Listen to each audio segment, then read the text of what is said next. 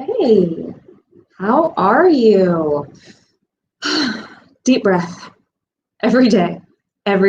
Deep breaths, right? That's what we're doing. Let me get myself situated here. How are you guys doing today? Are you on lockdown? Where are you at? In Ohio, we're locked down, although it seems like the essential business list is not what I would consider essential. So it seems like maybe we're not as shut down as we think we are.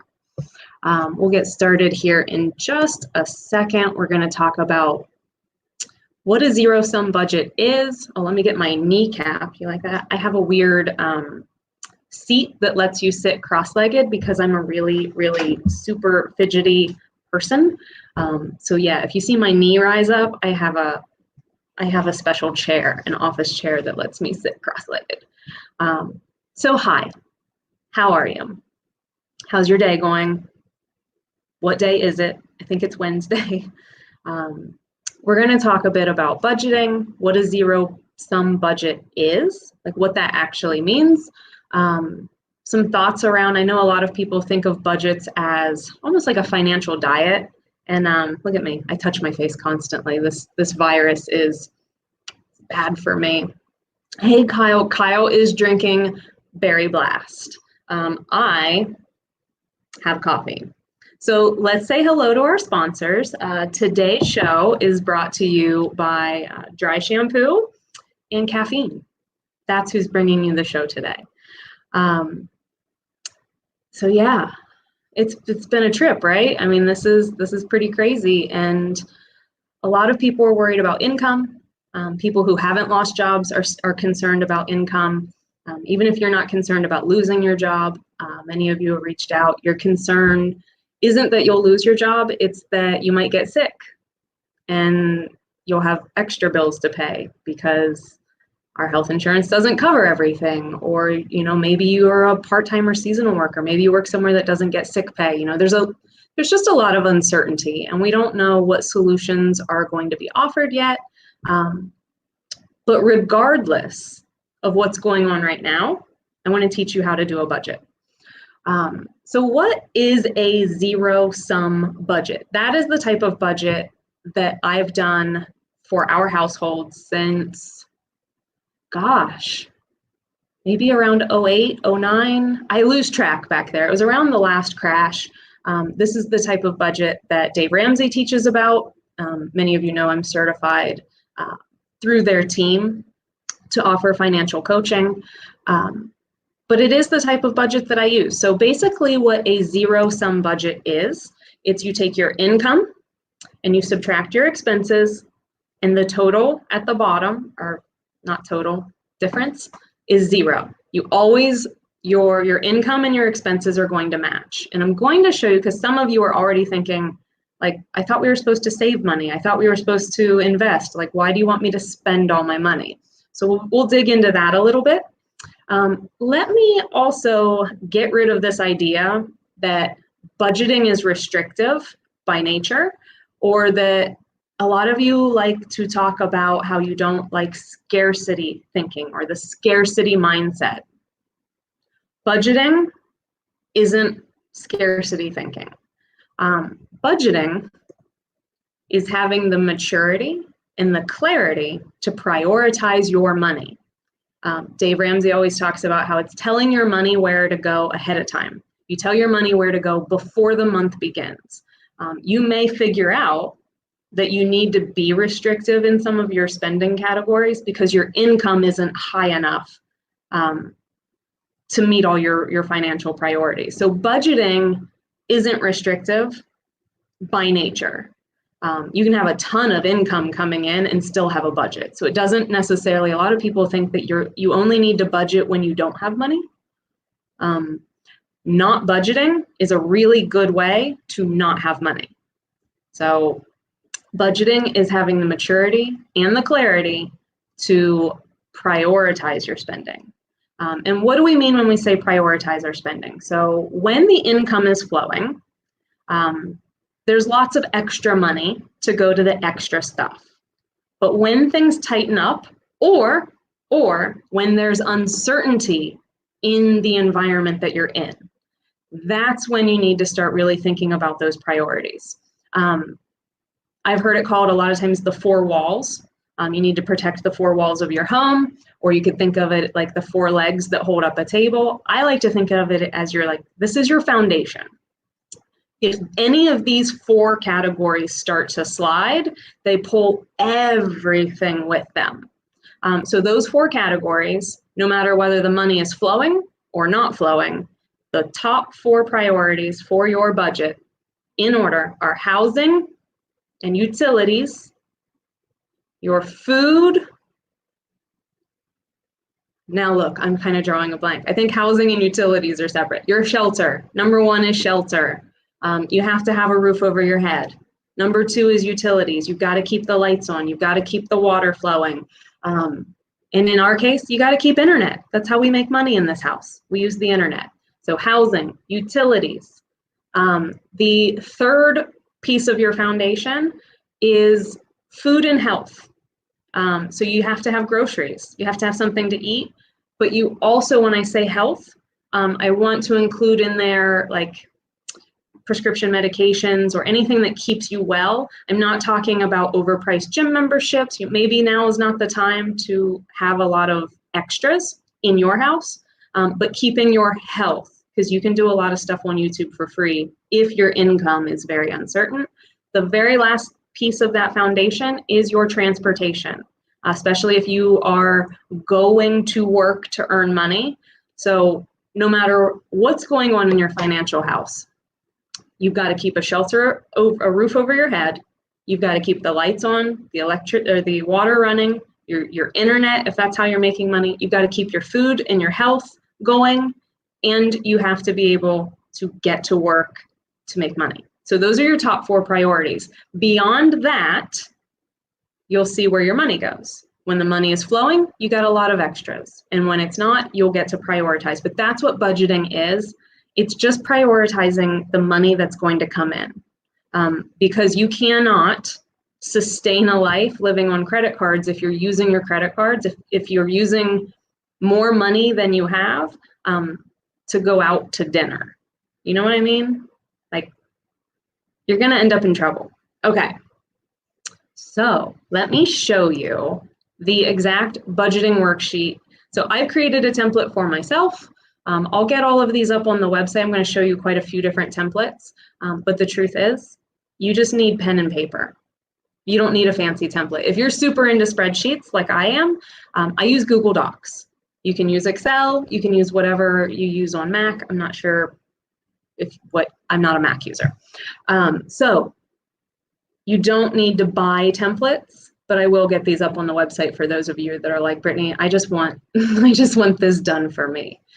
So let me get in here. I need to share my screen. I'll be here in just a second. All right. So this is what the personal budget worksheet looks like. And basically what you're doing is, sorry, I'm clicking around here. Okay. Basically what you are doing is you're going to put all of your income in. So you start with whatever your job is. You can also include, so this is all the money that might come in over the next time period. I like to do these monthly. I think that's just easier for everybody. Some people, yeah, we're just gonna focus on monthly. Sorry guys, it's been a long week and it's Wednesday. Okay, so you're gonna have things like your job or whatever your main income source is. This might be if you have a 2-income house, you could put 2 different incomes coming in. Do you have a side hustle? Maybe you're selling a product. Maybe you do coaching or counseling, whatever that is. If you have multiple revenue streams, I want them all in here. I want you to include the interest in your bank accounts. Are you going to receive any gifts? Are you anticipating any money? You could include a tax refund, since I know that's coming up right now. So let's go ahead and plug in let's say that you bring in $3,600 a month from your main income. You have some sort of a side income that brings in 500. Interest rates are pretty bad. Let's say you're going to get 10 cents. I want you to include it, even if it's only 10 cents. And let's say that you have, I don't know, a birthday coming up, and I don't know, Aunt Linda always sends you a check for 25 bucks. I don't know. Let's just fill it out. Okay, so we can see all of the money coming in, and down here I have a total. So on a spreadsheet, you would just have a sum going, or you can use a calculator. So we've got $4,100 coming in. I'm going to explain this bottom section in just a bit. Okay, so we have all of our money that's coming in over the next month. What is the money that's going out? I always have savings and investments. That's a big part of our lifestyle, is to always save a little bit. So let's say that we were planning on having $400 go out. Let's say that your mortgage was $900. You've got a car payment of $360.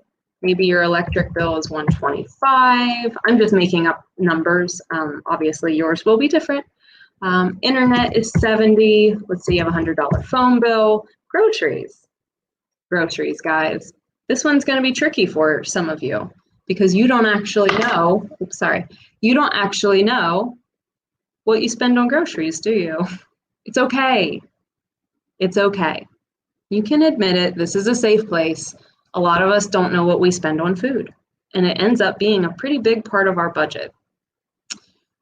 So if you're not sure, this would be a good time when you're building your budget to go back through bank statements, credit card statements, and look and see, what did you spend last month? What did you spend 2 months ago? Or maybe you take the last 90 days and you average it out. I want you to do this, and we're going to get into tracking spending in just a bit. But for now, we'll keep working on our budget. And if you really aren't sure and you're trying to get this done, guess what? It's not going to be perfect the first time. It's not going to be perfect next month either. And it probably won't be perfect the third time you do it, but you're going to get better each time. So let's just take a guess. And then as the month, so even I don't want you to not do this exercise because you don't want to go through your bank statements. So we can still do this and adjust it as the month happens. All right, groceries. Let's say that you spend $600.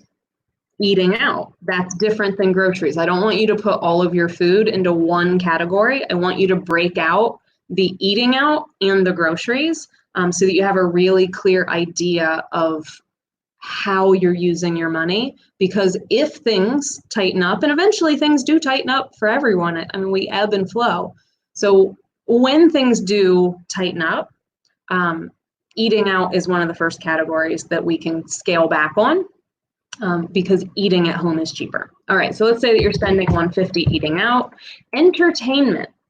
Entertainment is Netflix, Hulu, YouTube, Spotify. It's going to the movies. It's renting movies.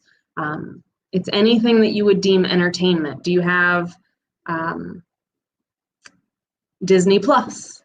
Stuff like that. So let's say that next month we're going to spend $90 on entertainment.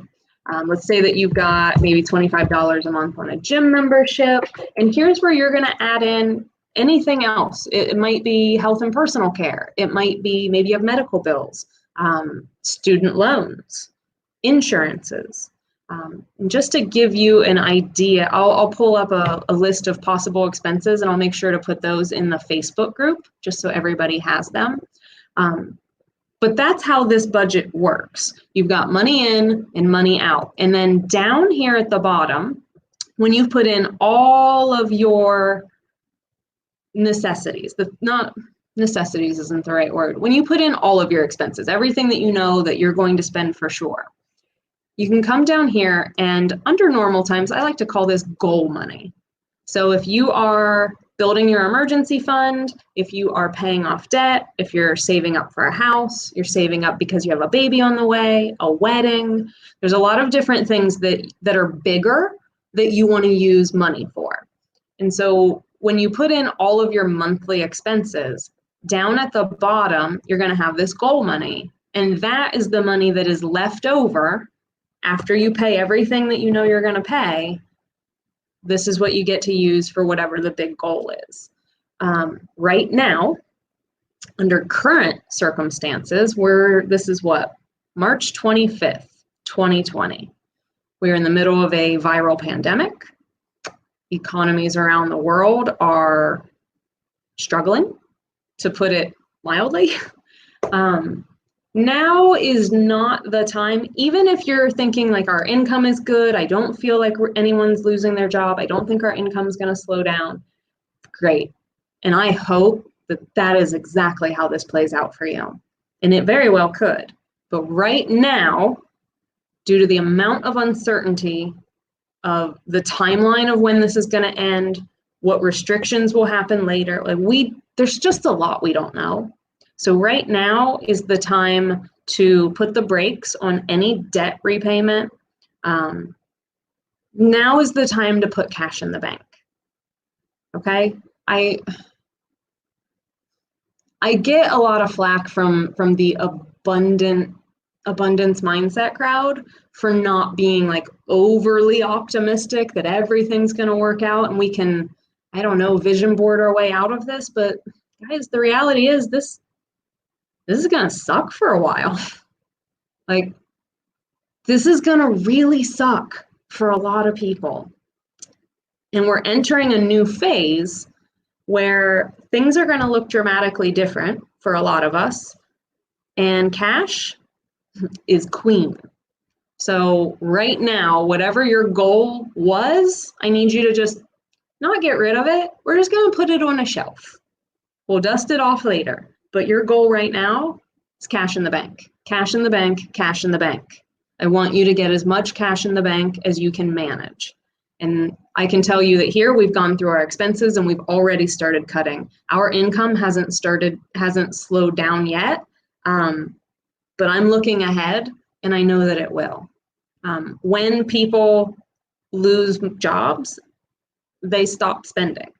And this is going to ripple out. So this is going to suck for a while, but we can do this right now, this practice of budgeting, to remove a lot of that anxiety, to remove a layer of uncertainty from our lives. Because when everything is this uncertain, these are the steps we need to take to kind of ground ourselves back in reality. So again, just to recap this, a zero-sum budget is all of your money coming in minus all of the money you know is going to go out, and any money left beyond that goes towards the goal, which right now is to put that cash on her throne, because she is queen. Cash is going to be queen, and you're going to need her. Okay? Okay. Now let me show you the next thing you're going to need, because this is great as far as building your budget, but your budget's going to be useless if you don't track your spending. So let's grab a spending tracker. So I do this on a spreadsheet because I like spreadsheets. You could do this on a piece of paper. When I first did this, when I first created the very first spending tracker, it was a notebook. It was like a little tiny pocket-sized notebook, and I would just write it all down, and at the end of the month, I'd add up all my things, all my different categories. This makes it a little easier. You hear that Midwestern / Appalachian? It makes it a little easier. Nice accent, Brittany. I work so hard to not have that. Sorry, I've got phone calls coming in. So many telemarketers. Okay. Your budget is worthless if you don't track your spending. So you don't need to do this daily. You really don't. You could come in here once a week. But basically what you're going to do is come through and put in all of those expense categories. Everywhere your money goes over here in a category section. And then every day you can come through and you can put in on the first of the month, the mortgage came out, $28 to put gas in the car. I spent $3.25 at the coffee shop on food. And then you just go through on day 2 of the month, an auto payment and a credit card payment came out, and you go all the way to the end of the month, and then you can see, well, what did I budget and what did I actually spend? And the really cool thing is as you go through the month, you'll start to see like, ooh, we've been eating out a lot and I didn't budget for that. So where is that money coming from? Where is it going to come from? If you're overspending in one category, it has to come out of another. What category are you going to take it out of? Are you taking it out of your investments? Are you taking it out of car repairs? Like where's it coming from? That's for you to decide. I'm not here to tell you what's right or wrong with your budget as far as how to spend your money.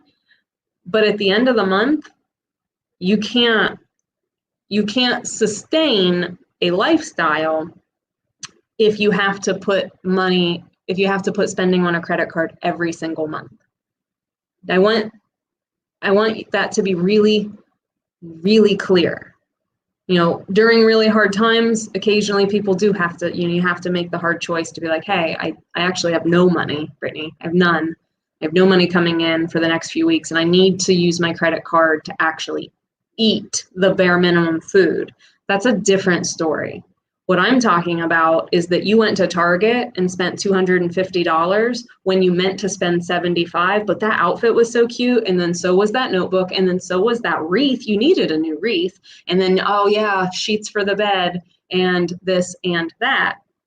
If you went to Target and you blew your budget, where's that money coming from? Because it can't keep going on a credit card.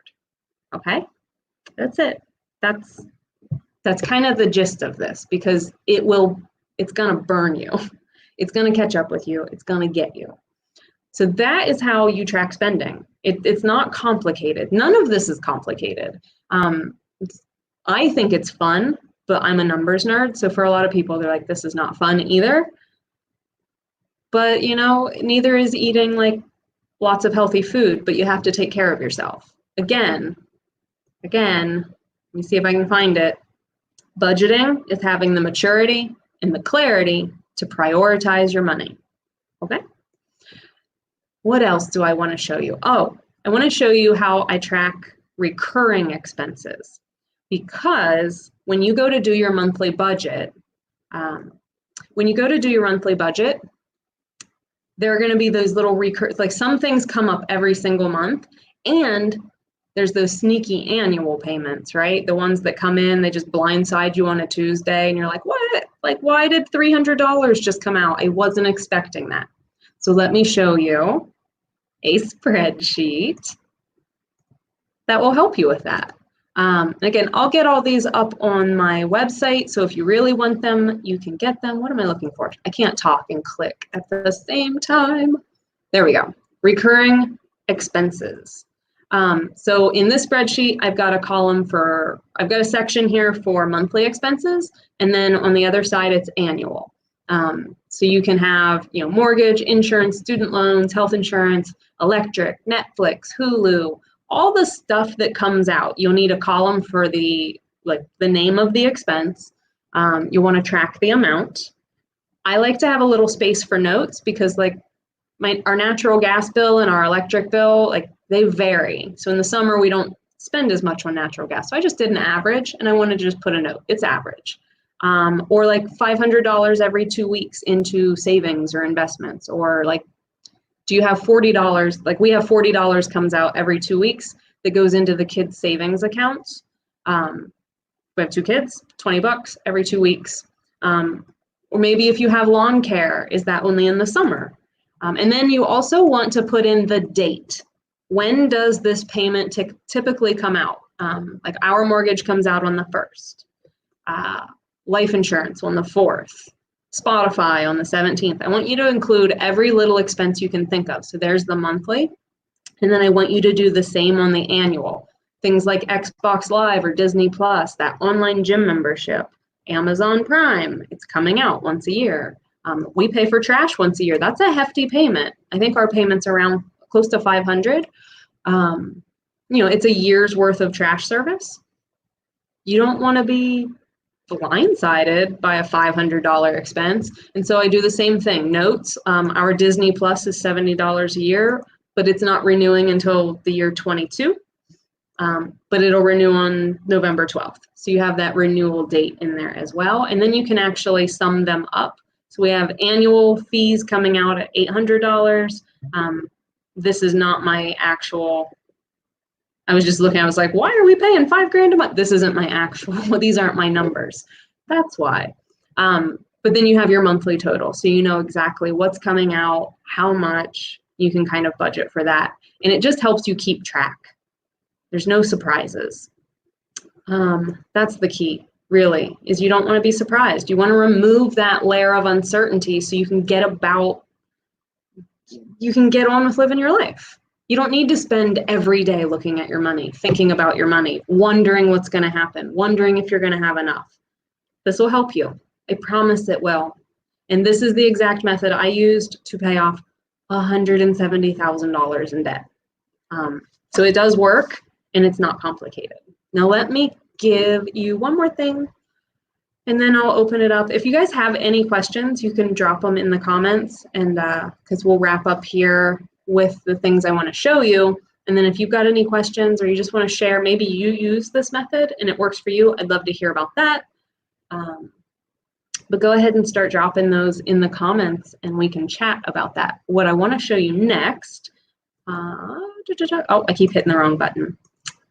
Let me show you, okay, possible expenses to include in your next budget. I'm not sure if you guys, let me see if I can make that a little bigger. Okay, that's a little big.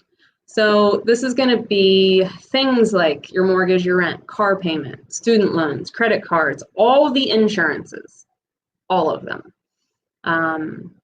all of your utilities, all of your streaming services, groceries and eating out, clothing. Don't forget clothing, especially now that we're shifting into a new season.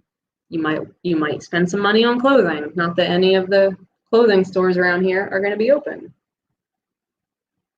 for a minute. School supplies. If you have kids, education, daycares.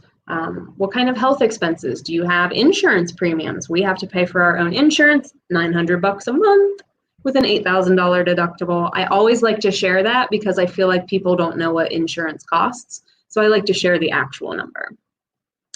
It's ridiculous. Anyway, I digress.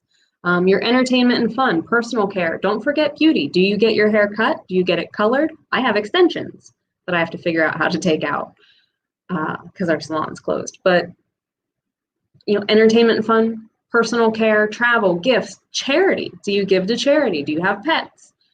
Something else to consider would be things like auto expenses. So maybe you want to put a place in your budget where you're setting aside $20 a month, $50 a month, whatever it is for auto repairs. But don't forget that you got to put gas in that car unless you're driving a Tesla. Retirement. That's going to be a possible category. Seasonal items. Generally around the month from September to December, our budgets increase because school's back in session. So we have increased spending on clothing, increased spending on school supplies, school fees that we didn't have. But then we also have fall and Halloween, Thanksgiving, and Christmas. So the food budget goes up. The extra stuff, how the miscellaneous budget goes up. But the home decor budget goes up because people like to decorate for the fall and for the winter. So those are things to think about. What about your taxes? If you have a business, are you going to be paying quarterly? Do you owe sales tax? What kind of thing, do you owe taxes? Sometimes that gets forgotten. Subscriptions and memberships. Again, that's a great place to have that recurring expenses. The recurring expense sheet. Oh, guys, I feel like I'm running on steam.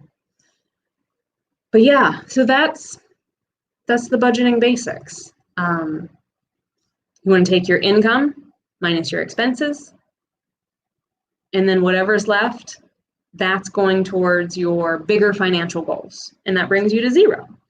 A budget doesn't have to be restrictive. There will be seasons that are tighter than others, but it's not scarcity thinking to have a plan for your money. Crystals aren't going to help you through lean times. They're great. I love them. I have them all over my house. I am a subscriber to there are energies on this planet that we don't understand through science. I'm cool with all that, but I still have a plan, right?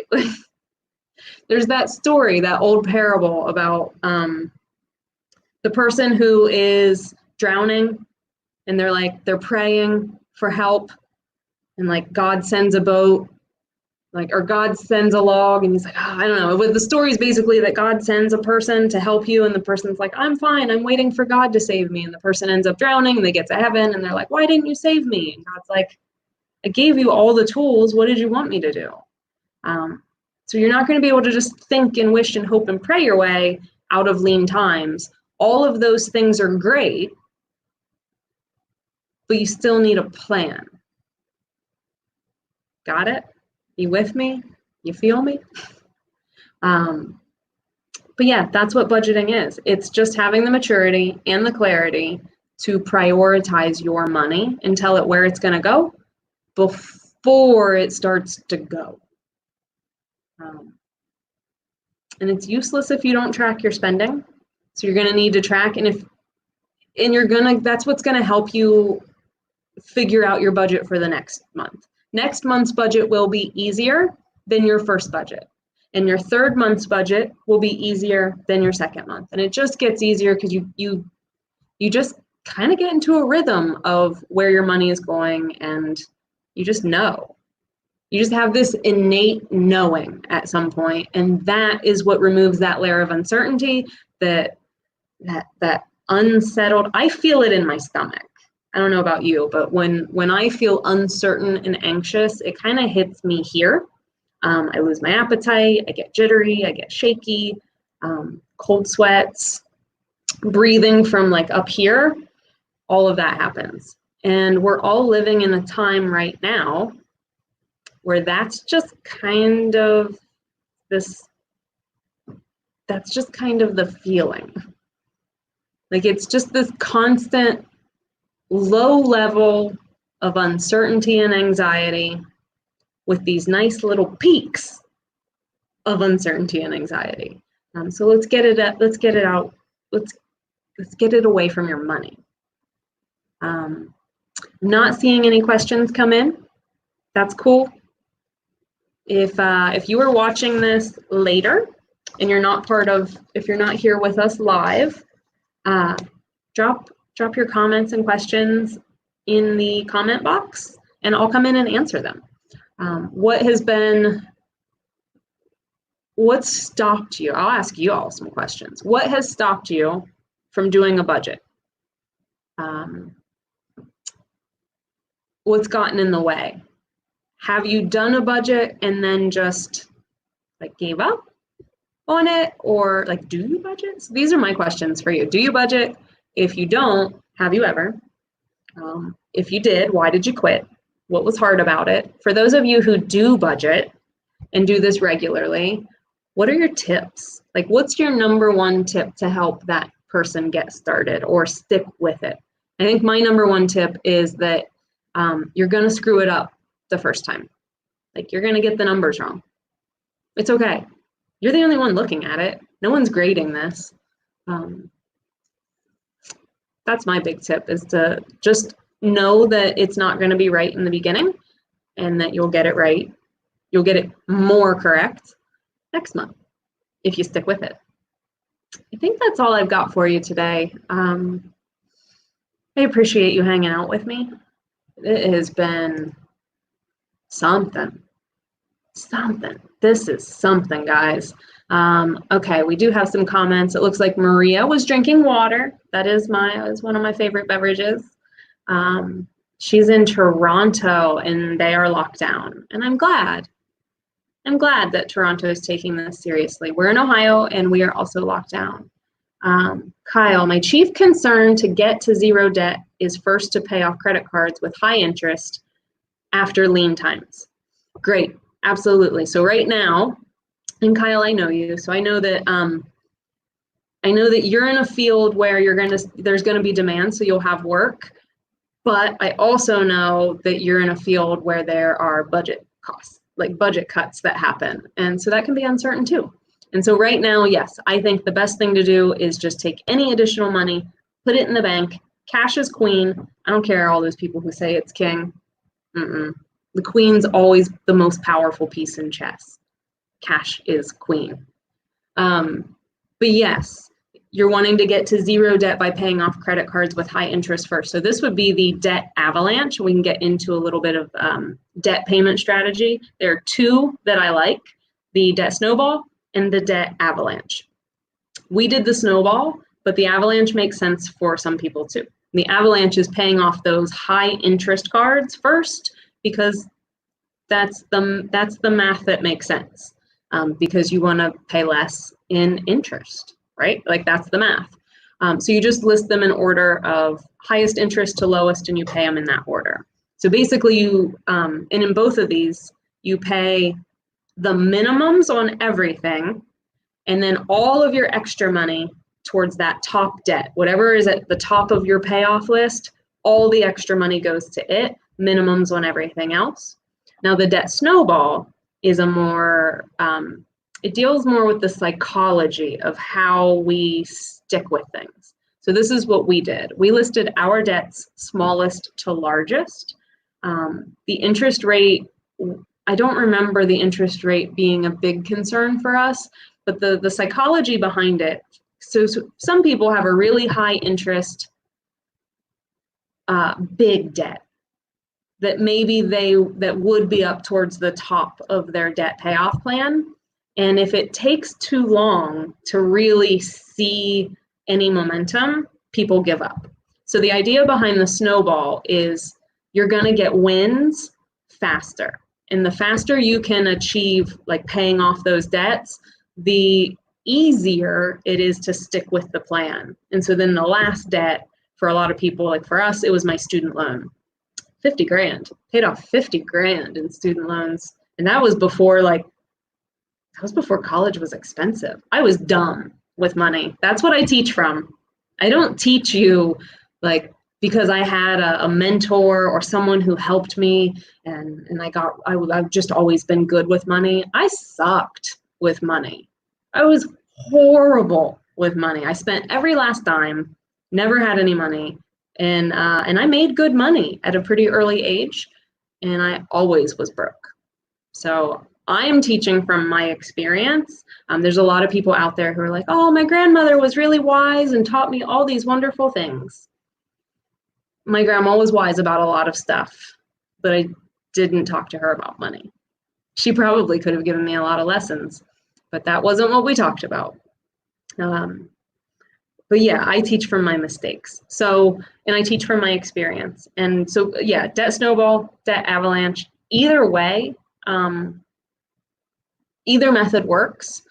And I think you'll be off to the races once we get a little more clarity on at least the timeline of when this might end. And guys, I know there's a lot of people out there. And I'm an optimist. My husband will tell you, I'm an optimist. But the ripple effect of not just what's happening right now. I was predicting a recession because of the ripple effect from the disruption in supply chains. Just back in January, I was thinking, well, we're going to see a recession because the supply chains out of China have been disrupted, and those disrupted the supply chains in Korea and Japan and their impact in Europe. And we're just going to see this ripple. And my prediction, my friends will tell you, my big, bold prediction was that we were going to see a recession because corporations and businesses are, they're in debt. Like the debt on the corporate debt, which includes small businesses, is close to $10 trillion. And in 2008, it was $2 trillion. So I feel like there was a bubble brewing there. and that when something happened to cause a hiccup, that we would see the economy split kind of open right there. So that's still my prediction. I think we're going to see just how many businesses are using debt to keep their operations going. I think it's 1 in 6 they consider a zombie business right now, which are businesses that are like almost kiting debt. So you like refinance your debt over and over, and not really make any payments, and they don't have enough money to meet payroll, so they're just circulating this debt around. I was reading it was either Forbes or Wall Street Journal that it was 1 in 6 businesses kind of meet that description. So my prediction was that's where the economy was going to actually go south. I didn't see this coming. I got to be honest. Nationwide, like lockdowns in Europe, in other countries, and I know we don't have the national lockdown, but there's a lot of people who are trying to be very optimistic that in a few weeks we're going to get kind of back on track. We're going to start opening up some areas, some businesses will reopen, and that by summer the markets will be back. And it's not true. It's just not going to happen. It's not realistic to expect that, even if we are able to keep a lot of things flowing. And then guess what?